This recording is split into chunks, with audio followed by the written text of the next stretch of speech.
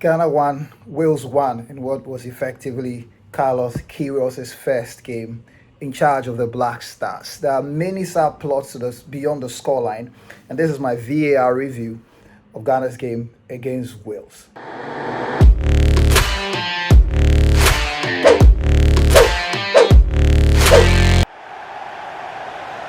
First, smash the subscribe button to follow our content here on Charley, and love the insight and analysis that we provide as far as Ghana sports and football is concerned. First, let's do a quick wrap of the major talking points from this game.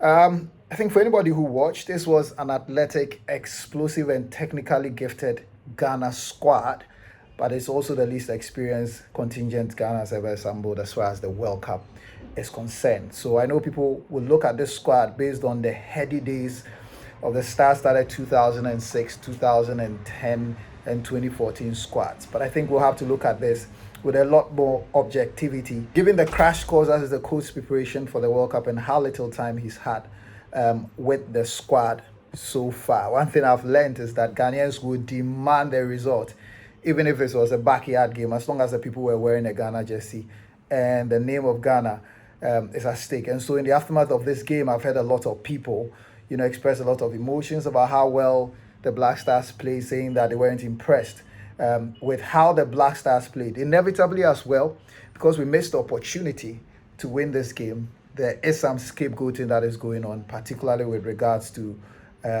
Baba Rahman and his role in the goal that Ghana conceded. More on that in just a bit, but let's look at the context of what the coach was trying to do. And in my view, Carlos Queiroz was using this match as a test bed to test certain things about his team in a real game situation. And in the first half, he particularly prioritized his defense. He was looking at the cohesion of his team, the discipline of the team under pressure. And then also he was looking probably at the adaptability of some of the players. We saw how Adukofi was played on the left-hand side, although many people would feel that he should have played as a centre forward, and how sometimes he struggled with the pace. He was pretty much gassed by the end of that first half. It was also an opportunity to test the synergies of on the field, the partnerships in various places on the field, and we'll come to that as well in just a bit. A critical look at this game, though, will be incomplete without looking at the match stats in a bit more detail. In the first half, Ghana ended this game with 38% of possession. It does show you the way the cadence of the game was in the first half. It does show you how Ghana set up in the first half. At most points of that first half, the team were in the Ghana half and barely had the opportunity to make incursions. Of course, it took up to the 30 minutes for Ghana to have a shot on goal through Jordan Ayew, and Atizigi had to make two brilliant saves to keep out Wales from scoring. But then by the end of the match, Ghana had 41%, which doesn't show much.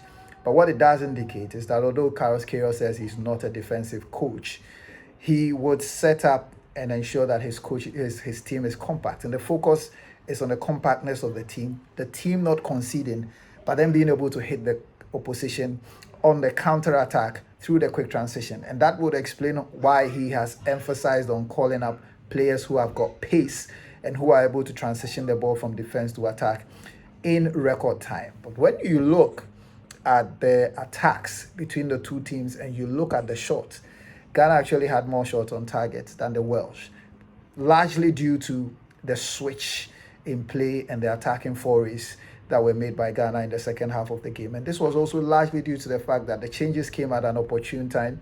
The Welsh were pressing and fresh younger players were brought on who then managed to score the goal through those quick transitions and threatened some more and could have actually ended up winning this game.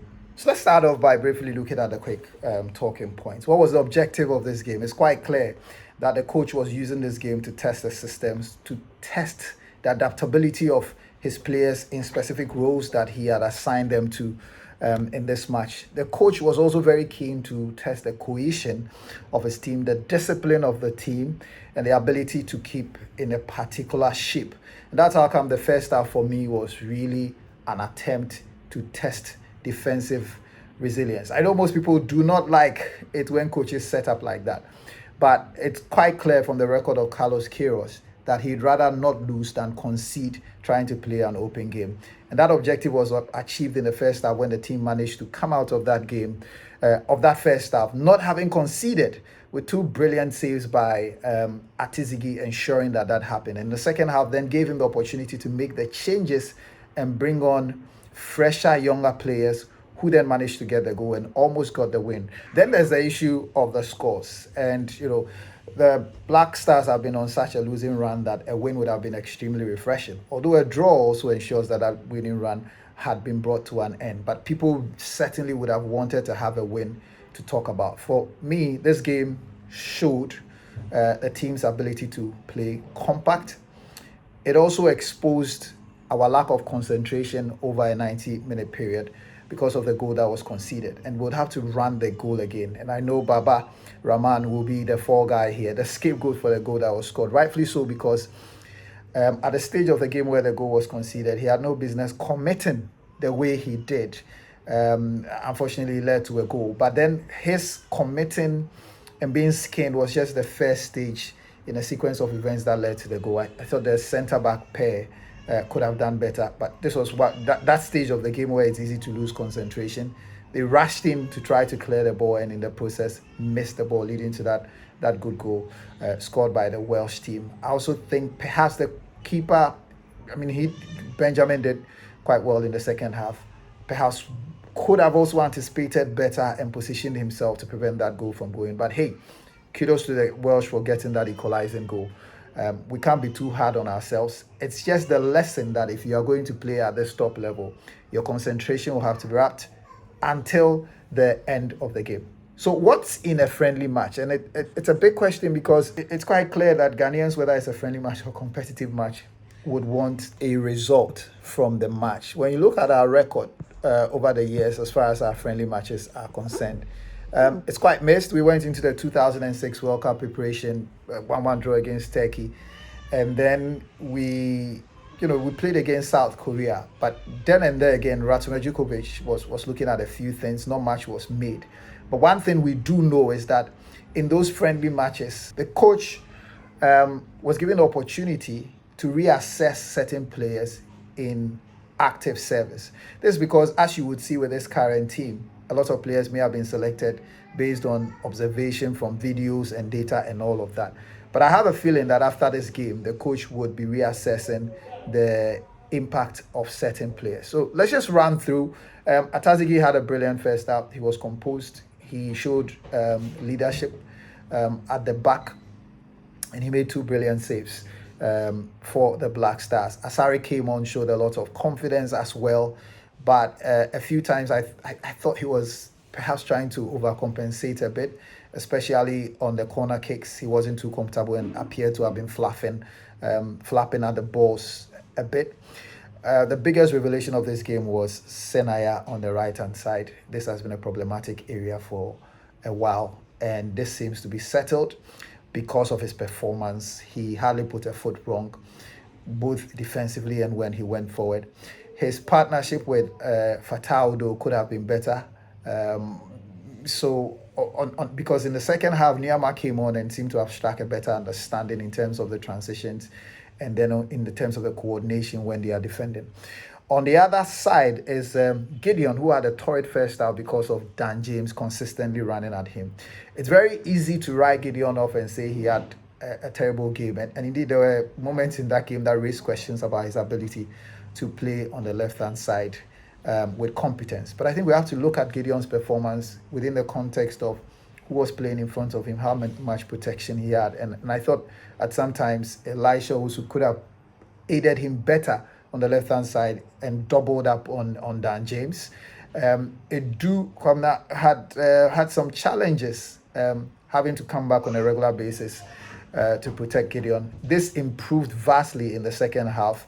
And you could see that Gideon was more comfortable and was able to screen the Welsh attack better, playing from that side. So those synergies in terms of the offensive and defensive players playing together, the understanding as to when they go forward and how much protection they have will be critical in the decision-making process of the coach as to who starts. In a defensive midfield position, Partey, Elisha, in that second half had a torrid time.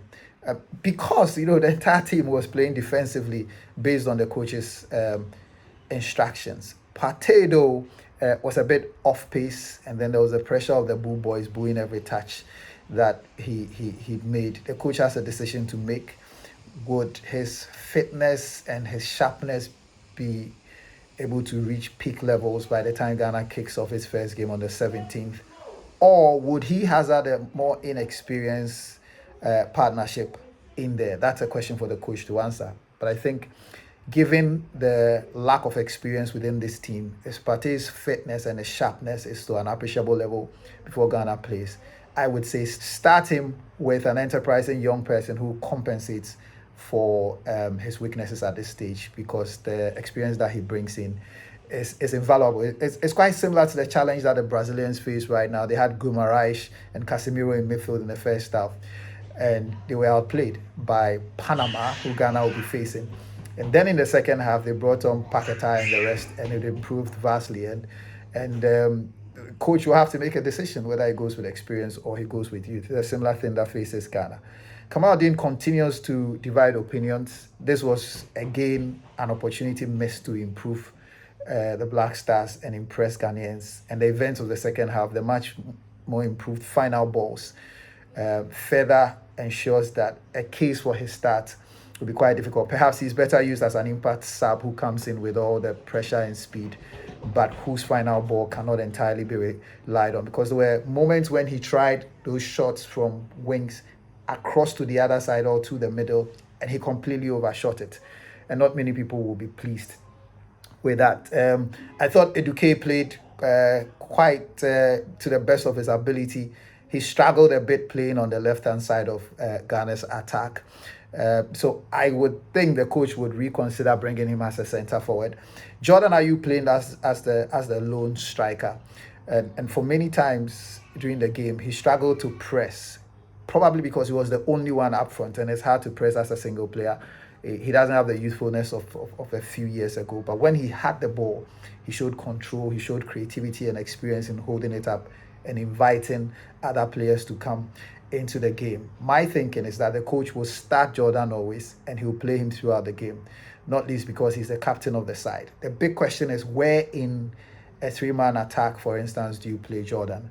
And I suspect he may consider playing him more in a number 10 position, and then weigh his options as to who he can play as centre forward. In the second half, we saw Inaki come in and do something Jordan wasn't doing, which is to stay up front and try and pressure the opposition and wait for the opportunities to come. Sometimes, Jordan dropped too deep, and so when the team needed to attack, there was just way too much space up front for anybody to cover. And it comes sometimes with Jordan trying to play a bit like Harry Kane, dropping in deep and coming for the balls.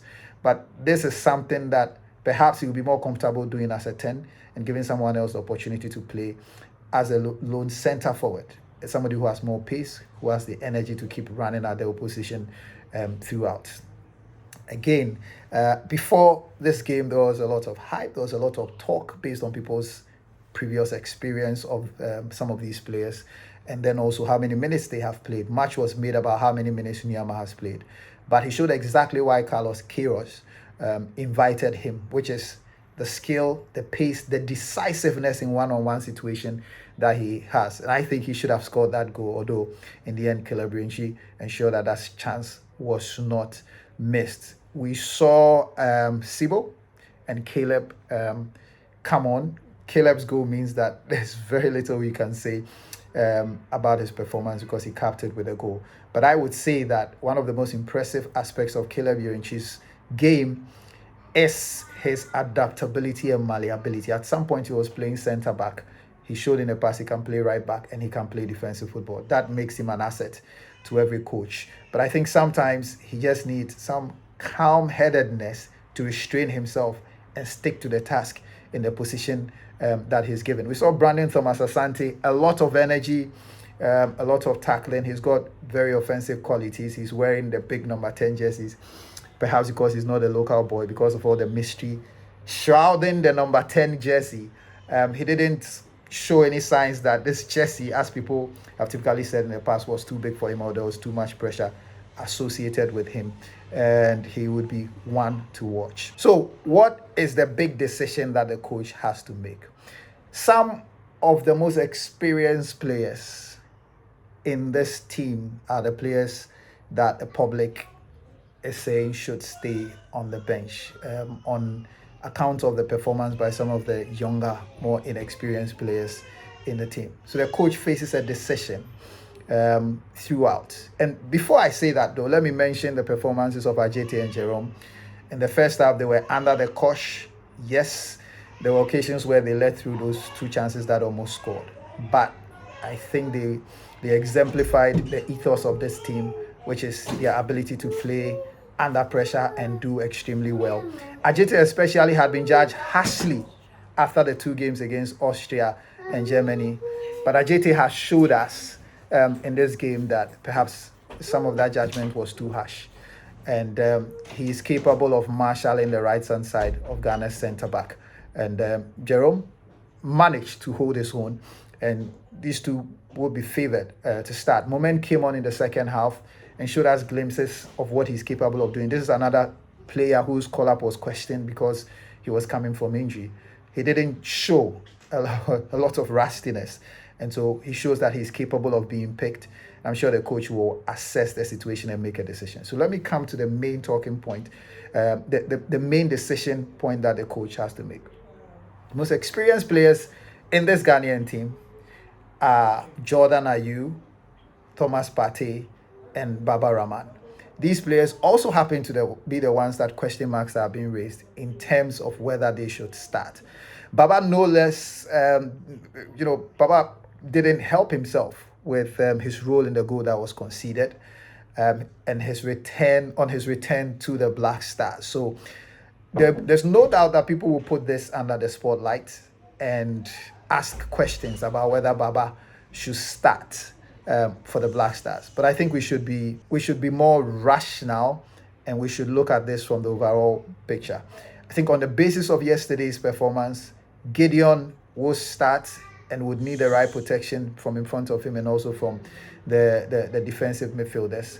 But if Ghana plays as deep as we did in this first half, there would always be that exposure in those one-on-one situations by our left backs. And that's why I think Ghana desperately needs that extra game. And if that game can be arranged against Jamaica, then it will give the coach an anchor to test some of those players in those situations. Should Baba start on account of yesterday? Probably not. But he's still one of the more experienced players in the team. So I would say Gideon starts and Baba would have to prove himself beyond this era. Should Jordan start? Again, the most experienced player in the team. Yes, he's captain. I think he will start. The coach would make him start. But I think he should be played just behind the main attacker and not as the most advanced attacker. Should Partey start? Partey is a special case. I did mention that he was a bit off pace, but I also did mention that his experience is invaluable. There would be the pressure of the Bull Boys, especially when we go up against England. But if he can get his fitness up to peak levels or appreciable levels, his experience when he's paired with a younger player should be able to give Ghana a lot to be excited about. So, in conclusion, let's not look at this match based on the results, which was 1-1, a missed opportunity to win. But let's look at the various things, the various points that the coach would have hoped to test. And I think it gives us a lot to look forward to as far as the team and how it plays is concerned. One thing is very clear, that this team can play very disciplined football. Whatever the coach is working with them on in camp is beginning to bear fruit. But Ghanaians should manage their expectations because Carlos Queiroz would not play expansive football. He will play compact football. He will defend deep and try to strike opponents in the transition. So if you are looking at Ghana monopolizing the ball and having 50+% of possession in their games against Panama, Croatia, and against England, then this is not the Ghana team that you should be following. He will play practical football, pragmatic football, and hope that the team will be able to take the few chances that come and be able to score. So that's my take, my VAR review on Ghana versus Wales as the Black Stars continue their preparations for the World Cup. Stay with us as we bring you more insightful content and analysis. Cheers.